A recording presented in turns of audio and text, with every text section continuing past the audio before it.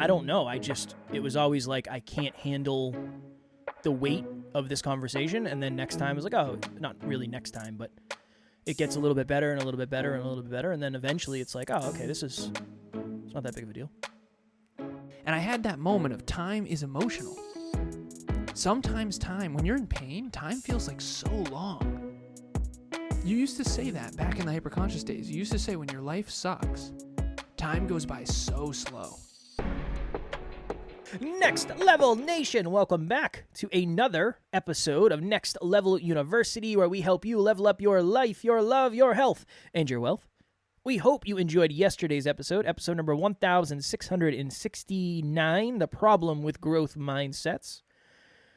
Today, for episode number 1670, did I say 1669? Yeah, okay. 1670, Freestyle Friday. I was going through my Instagram. So as you know, if you've been listening, I'm going through a midlife crisis, quarter life crisis, whatever it is.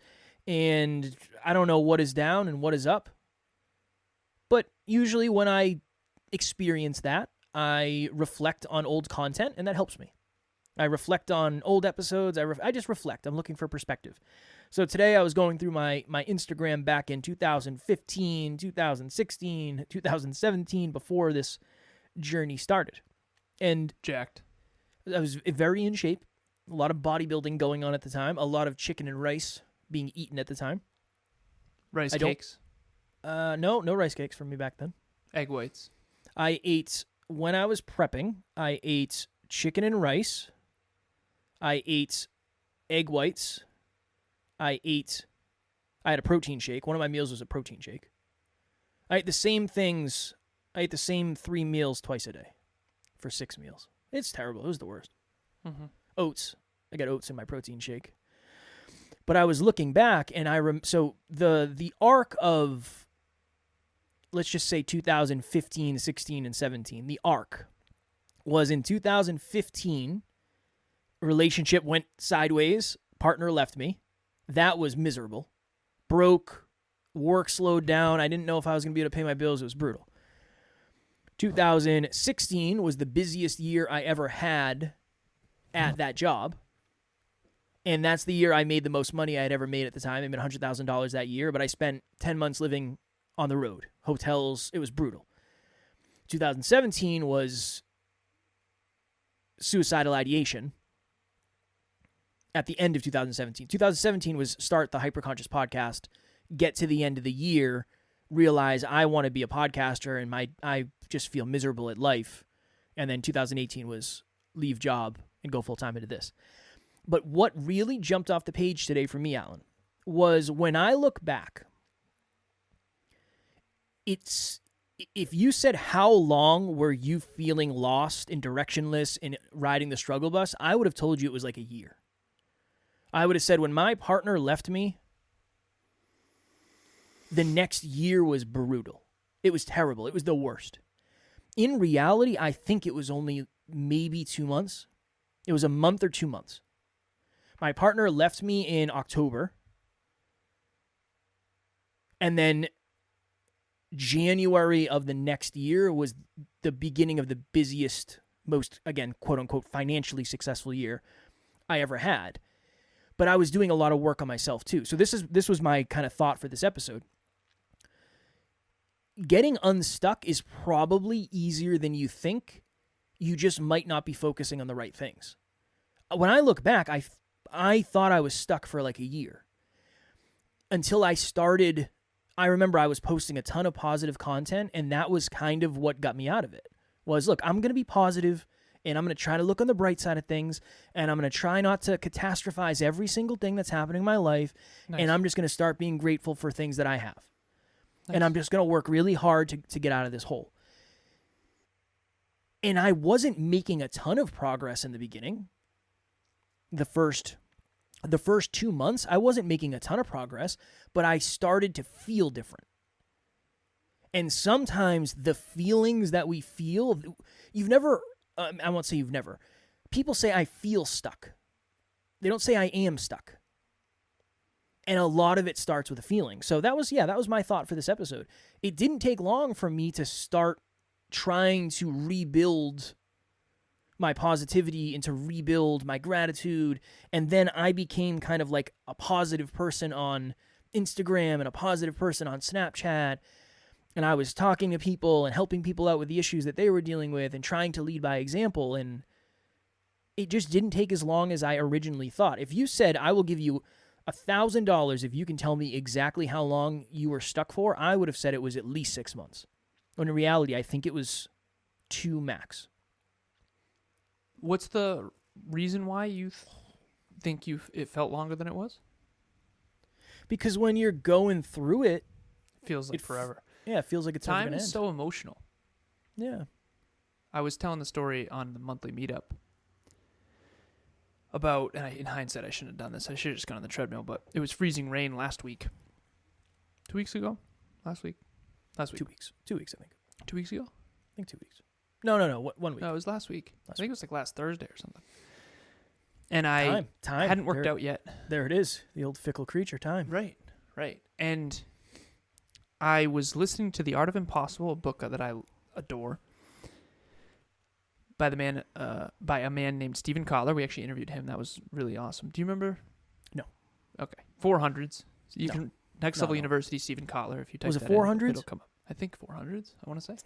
I don't know. Last time you did this, you were like, yeah, it was like episode something, and you weren't even remotely close. No, I think it probably was around there. I don't know. I got this. I'm on it. Hey, we have the power. Let's find out. I also have another quick story that I've never told you this. Did I ever tell you that I got a job tiling for a short time? No. Talk to me. You were right. I wasn't even close. 6:32. Yeah. The Art of Impossible with Stephen Kotler, 6:32. You know why I knew? Because last time it was the same episode.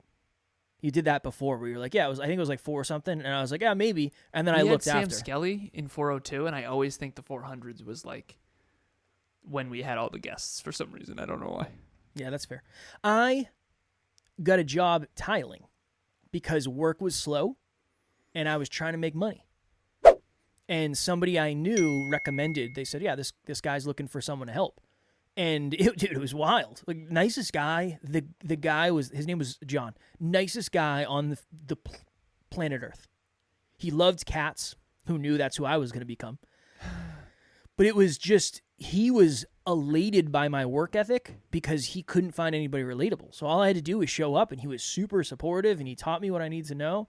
Nice. So I did some tiling for a short time in my mid to late 20s. You want to come down to a couple bathrooms? I don't have the tools necessary.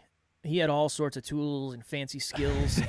I would mix the mortar up, and then I would cut the tiles because he had a special saw, and then I would like remove tiles. It was a whole thing. Nice. Yeah.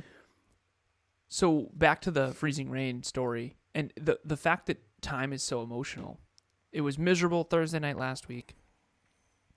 I was listening to The Art of Impossible, and it was like midnight by myself. Emilia's already sleeping. The pets are already sleeping. And I'm just like, all right, let's do it. Whatever. Let's go get some grit. And it's freezing cold, and I'm in my sneakers, and my sneakers are soaking wet, and it's just this terrible experience. So I've been setting a timer for a half an hour for over 2 years now for my exercise, my daily exercise. Normally it's like, okay, let's check the time. Okay, we're probably 25 minutes in, something like that. And I figured it had to be less than a minute left. I've been out here forever. Right? I feel like I've been out here for 3 hours, it feels like. I must be almost done now. I'm actually starting to think, did I forget to set a timer? Because it's not going off. What the heck's going on here? I literally checked. There's 10 minutes left. Yeah. I was like, are you kidding me? And I had that moment of time is emotional. Sometimes when you're in pain, time feels like so long. You used to say that back in the hyperconscious days. You used to say when your life sucks, time goes by so slow. It was, some people say that life is too short, and other people say life is too long, and I think it's the experience, not the time. It's not. If it's too short, that means you're probably enjoying your life. If it's too long, it probably means you're not enjoying your life. It's just a perspective. Yep. And you used to say, when you were at your lowest, did you used to think life was too long? Yeah, probably. Yeah. Because it was painful, right? Yeah. Yeah. So that's why that 2 months felt like forever. It felt like forever. It felt like such a long period of time. Even though the last 3 years have gone by like that. But they didn't. They didn't in the minute. In the day to day, they didn't. Like when I look back now, that's the weird thing. Since starting this podcast, I'll say since leaving my job and starting this is by far the hardest thing I've ever done. The suicidal ideations, and I saw a post today where it was me in the mirror flexing. I think I was getting ready to do my second bodybuilding prep. And Kev showed me before this interview, by the way, and I was like, oh, and he was joking. He's like, yeah, that was me earlier this morning. I ripped this right before you and I got on here. I ripped this selfie. Before we got on here, I was dude. I'm in much better shape. Trust me. Very, very good shape. But the caption of it was, I woke up today, I did fasted cardio. I lifted, so I exercised twice that day. I went to the gym twice that day before I went to work. How reckless is that? Hold on, that's nothing. Okay. Then I worked an 8-hour day. And then we drove 12 hours home from Virginia. So upon walking in my house and taking really this picture, good for your brain health. I had been up for 23 hours at that point. Yeah. And all that. And we drove it all the way up the east, not all the way up the East Coast. But developing grit skills. That's what that is. Well, I developed a lot of them. But that was super challenging, but I didn't hate it because it felt like I was making progress.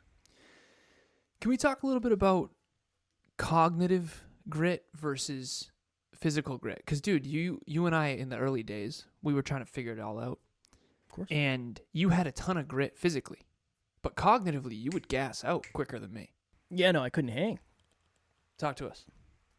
Talk to me. You would probably know better than I. I'm sure there's something scientific. My brain wasn't used to being... There would just be a point in the conversation where I just couldn't retain information. I couldn't... That used to be the most fun when you would brutal. shut down. It was so... But that hasn't happened in years now. Well, it's like your brain adapts, man. Well, It's that's so what I'm cool. saying. You probably have more data and knowledge on that than I don't know. It was always like I can't handle the weight of this conversation, and then next time I was like, oh, not really next time, but it gets a little bit better and a little bit better and a little bit better, and then eventually it's like, oh, okay, it's not that big of a deal. Well, you and I haven't talked about this in a while, but we created something a long time ago. We co-created it with a man named Alex Hinkle. It was like a trio where we were all... Kev doesn't take a ton of credit for this because he was just kind of there. I was just riding. He was just riding the struggle bus with us. But we created something called the PMES system, physical, mental, emotional, spiritual. And the idea is that the physical is the actions you take. The M is the mental, which is strategy, thinking, long-term strategic thinking type of stuff. The E is the emotional regulation, emotional maturity, emotional intelligence, understanding your emotions. Belief systems actually are there too. And then the last one is S, which is your spiritual, your calling, energy, that kind of stuff. So physical, mental, emotional, and spiritual development. And we used to call it a personal development set point. And it's kind of like a thermostat. So, oh my God, my alarm's going off. I got to take the pets out in 15 minutes. That means I need a little break in between this call and my next call. Makes sense. Anyways, so personal development set point. Kev's personal development set point in the physical arena was much higher, Definitely, in terms of grit than your M, your mental arena. My M was much higher. So when him and I hung out, he would have to bring his mental up in order to kind of stay in those conversations. And I remember where were we when we met David Meltzer? The first time? Yeah. New Jersey. We went to an event in New Jersey. And do you want to tell that story? Oh, yeah. Hello, NLU listener. Thank you, as always, for listening to Next Level University. Real quick, I just want to jump in and let you know about the Next Level Dreamliner. This is a journal that I use every single day. Achieve your dreams 90 days at a time. It breaks down your dreams into goals, milestones, and daily habits. We hope you enjoy it. The link will be in the show notes. All right, so we drive like 5 hours, and just mind you, all the triggers are coming back for me because I used to drive to New Jersey every single week for work. And I'm the driver when Alan and I are together. It's just the way it's always been. I like driving. It doesn't bother me. And So I we- don't. So And Alan doesn't. So we drive from Massachusetts at the time to New Jersey, which, depending on where you're going, is anywhere from a 4 to 6 hour ride. And we go to this, I think it was at a college or something. Yeah. There was this event at a college, and it was David Meltzer was going to be speaking, and there was just a bunch of other people that were going to be speaking. And we planned it around the fact that if we get there at this time, we'll have enough time to see David Meltzer speak, because we had already had him on the podcast at that point, right? Yeah. Yeah. So we drive down. We kind of got a little lost when we were like parking, and we walk in and we said, "Hey, we're here to see David Meltzer speak and all that." And they said, "Oh no, he already spoke." And we were like, "Well, no, he was. They said he was going to speak at 2:30." Like, "Oh yeah, no, the schedule got changed. He spoke at 11." It's like, "Oh, okay, all right." And another guest we had on, or we didn't have him on, we had him on after this. Michael Burt was speaking, and we went and saw him. Shout out to Michael Burt. Speak, and he crushed that speech. He crushed it. I was like, this dude is next level. Yeah, he was. I really remember good. being in the audience going, this is something. I don't know what this is, but this is something special. really I good. knew that. The person who really good. followed him, I felt terrible because they just couldn't hold Yeah, no, they that were level. they were up against it. But after we saw him speak, we walked back out into the kind of the lobby, and we were talking to someone. I don't remember who it was. Maybe the event coordinator, somebody that worked at the school. I don't remember. And I think she asked us how it was, and we said, "Oh, we came to see Dave, and we didn't get a chance to see him speak because they changed the schedule." And she said, "Oh, I'll take you over. He's doing a little meetup over there in the corner. I'll take you right over. We'll go hang with him right now." And we were like, "All right, cool." And then I proceeded to sit there with a blank stare on my face for First they took photos. Yeah, they took pictures with us, which was weird. I don't understand that. I don't know why that even happened. That's all very new to me. I know that's happened to you way more than it's happened to me. But we went over, and they were in the middle of the meetup, and we sat down, and Alan starts firing off questions, and other people were asking questions too. But I couldn't ask a question to save my life. I didn't know there was just too much going on. Dave was just talking about the universe and ego and consciousness and all this stuff, and I was just sitting there with a blank stare on my face. And eventually, we were there for like, I don't know. It felt like 3 hours. I don't know if it was that long. But there was a certain point where I just got to a point where my brain was like, that's good. We're good. We're just going to sit here with a blank stare on our face, and then when Alan comes and gets you and tells you it's time to leave, then we'll turn it back on. Because I just couldn't. It's just like your eyes start to get heavy. I picture the movie Inside Out. I don't think you've seen it from Pixar, but I picture that there's a big panel, and in Inside Out there's these characters inside the brain, and I just picture someone shutting down, like it's pretty much that. Turning a lever where Kevin's just like it's almost like the top of your head gets very heavy, and then your eyes get heavy, and it's just a glaze. You just get glazed over, and then you wait. And then we talked deep at the hotel room with later that Domino's, night, I'm too. sure. Oh, yeah, probably. Yeah. You know, another story, we haven't told this in such a long time. That was the first time we ever saw David Meltzer in person. We found out he was coming to Boston, which was like an hour from where we lived at the time. And we asked if we could interview him. And before they even said yes, we rented a hotel room in a really nice hotel in Boston. Yeah. And we drove to Boston, and we packed up all of our podcast stuff and the lights and the camera, multiple cameras, mixer, microphones, microphone cables, everything. And we go in, and we take the elevator up to whatever floor it was, and we walk in, and we're like, this isn't going to work at all. There's 2 beds, and there's no room for us to do this interview. So we took one of the beds, and we stacked it on top of the other bed. We took the table out of the corner and brought it in. I knocked over one of the lights. I broke the lights. I broke one of the lights. But Yeah. that's just another example of, I was just thinking of that recently because, I don't know, oftentimes I wonder how we got here in the way that we are. And I realize, like, we put a lot of, I probably forget, and I don't mean this with an ego, I've probably forgotten how much recklessness and just smashing your head against the wall we've done over the last 7 years. And that's one of them. Like, whatever it takes. Are we going to get fined? I don't know. I don't know what's going to happen. Are we going to break the bed? I don't know. We'll figure it out. But it worked. Yeah. It worked. Well, when people ask me on other podcasts, like, how did you guys do it? And I often joke, I say massive pain and failure. Yeah, it's fair. And I say it playfully, but the truth is a lot of it was. And I was watching, I keep shouting this movie out, but it's called The Woman King. It's on Netflix. It was awesome. So good. So good. Very inspiring. And they're training the Agoji, which is these women soldiers that are trying to fight against slavery. And the training is brutal. It's brutal, the things they put them through. And I remember thinking to myself, like, as an entrepreneur, that's similar to what it is. You basically just go get bludgeoned for like a long time. And eventually you just have thicker skin. And I was talking to Christina yesterday. Our youngest listener ever. His name is Jojo. Shout out to Jojo. Jojo's starting a YouTube channel. Nice. Yeah. And I guess one of his friends at school has a YouTube channel and got mad because he thinks he's going to take his subscribers. He might. He just might. So, Christina, if you're listening, I hope you don't mind that I'm talking about JoJo's YouTube channel. But I've seen some of his graphic design stuff behind the scenes. He gets a hold of his mom's computer. So, Christina is the COO of Next Level University, and her son JoJo does some work behind the scenes. So, but anyways, he's going to have a YouTube channel. Shout out to JoJo. I love it. But the point is Christina was like, well, how do I lead him to help him understand that when you shine, you're going to get lashed out at and people are going to be mad at you and it's going to be this weird thing. Like, how do I help him understand that him having a YouTube channel will create haters, but it'll also create people that are inspired and that kind of thing. But I digress.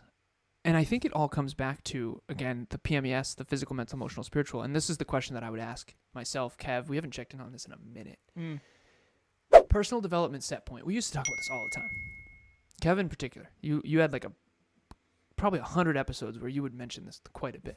And I don't know if it's because we were just going through it back then or what. But probably. I used to say a lot of stuff that remember one of my favorite things ever was if you woke up tomorrow with only the things you said you were grateful for today, what would you have? I haven't said that in a long time. You can only have so many catchphrases. You know what I mean? You got to bring some of them back. What was Buzz Lightyear's? Hold on. Reach for the sky. No, that was Woody. That was Woody. Yeah. Hold on. To infinity and beyond. Yeah, you can't have much more than that. You can't have 5 of those. You only got 1. No. You can have a lot of them. I think. Well, I think so too, but I can't remember them. Man. Yeah, we don't quote as much as we used to. But anyways, so the personal development set point. But it's like but anyways, it's like the thermostat in your house. So right now it's super hot right now because it's been cold and then hot and then cold and it's a whole thing. But our thermostat's at 72, I think. And the personal development set point is similar to that, where physical, mental, emotional, spiritual. So if you have we used to call it the PMES system, we used to call it the drive to 40. 0 to 10, how physically well-developed are you? 0 to 10, how mentally well-developed are you? 0 to 10, how emotionally well-developed are you? And then 0 to 10, how spiritually well-developed are you? And everyone has a code. So my code was mental first, Kevin's was emotional first. So he had to amplify his M, I had to amplify my E, we both grow. Drive to 5, drive to 40. So the thermostat stays at 72, so if the heat if it gets hot outside, it brings on the air conditioner and brings it back down to 72. So when you succeed beyond, I was talking to Jerry Ann earlier, and she has someone that she's working with, daycare situation, where we had a breakthrough of, one of the things that happened is this person started this business during COVID. I'll keep this very, very high level. And they've succeeded beyond their personal development set point.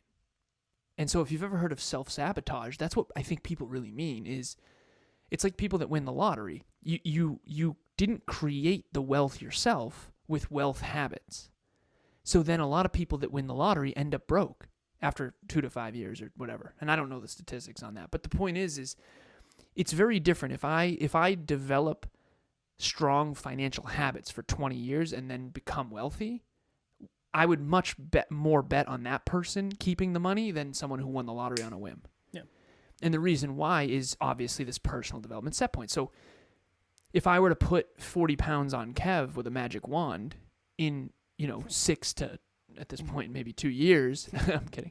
In 2 years, you'd be back to this set point. And the reason why is because you know how to do it. You've developed the skills necessary to learn how to lose weight consistently. Is that fair? Yeah. Yeah. Okay.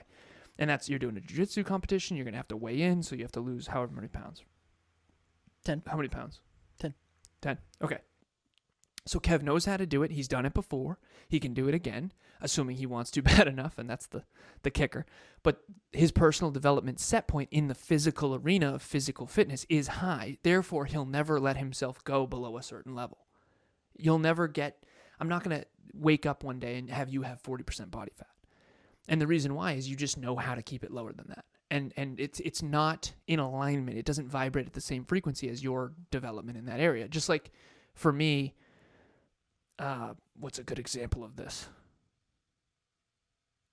Okay, you're not going to see me 2, 3, 5, 10 years from now not tracking anything. No habits, no tracking, no finances, because that's not in alignment with my development in that area. Human beings like to get better. They do, whether they're conscious of it or not. And my question for everyone, including myself, is what is your personal development set point? Because if it gets really cold out, your heater kicks on the heaters, your thermostat kicks on the heaters, and it gets 72. If it gets warm out, it kicks on the air conditioning, brings it back to 72. That's what our personal development set point is doing. So all your relationships, all your career opportunities, all your finances, your home, your whole life kind of comes down to, and the quote underneath all this is, you don't achieve your goals, you grow into them. Like if I were to take away everything from Kev, take away his podcast, take away Next Level University, take me away, take away his finances, take away all his money, take away everything except the clothes on his back and throw him in the middle of some city, he would find a way to be successful. And the reason why is he knows how to do it. Now, he's not going to be as successful as he is right now, but you're not going to be going all the way back. It's a good thing I wore a good shirt today. Yeah, exactly. And the reason why you're not going to go all the way back is because now you've learned, you've grown, you have skills you never had before, you have awareness you never had before, you have self-awareness, you understand how the economy works, you understand how finance works. You're never going to fully go back. And eventually your life's going to get back to this point. Given enough time. Go ahead, sorry. Given enough time, your life will come back to this point. You do. You grow into your goals. I used to think you have to do more to go achieve your goals. You do, but you grow into them too. Well, when you do more, if you do more of the right things, you become more of the right things. Yeah, and then everything and everyone reacts to you differently, and now you have new opportunities that other people don't have. And that's one of the things that you mentioned too, of like, we got escorted to David Meltzer, and we got pictures taken. The truth is, Kev, and I never used to say this because I was scared to say it, I was a fitness model, and you were also in great shape. Of course they want to take pictures with us. That's never happened. That's as arrogant as that might come off, at the end of the day, it does make sense, right? Because that was very we new looked to me. like men of value. That's what it comes down to. We looked like men of value. It's fair. What was I going to say? It wasn't at all related. What were you saying? Personal development set point. I also just realized I have 1 minute. Oh my goodness. All right. We got to go. Yeah. Maybe we'll do a part 2 on this, but I'll come up with what I was actually going to say. Okay. Group coaching starts next Tuesday with the promo code NLU listener. It'll take 30% off. It ends up being $96.60 per month. And you get 4 calls per month, 2 with Alan and I and 2 with the amazing Amy. Link will be in the show notes. Tomorrow for episode number 1671, the difference between a habit and a task. As always, we love you. We appreciate you. Grateful for each and every one of you. And at NLU, we do not have fans. We have family. We will talk to you all tomorrow. Keep growing into your goals. Next Level Nation.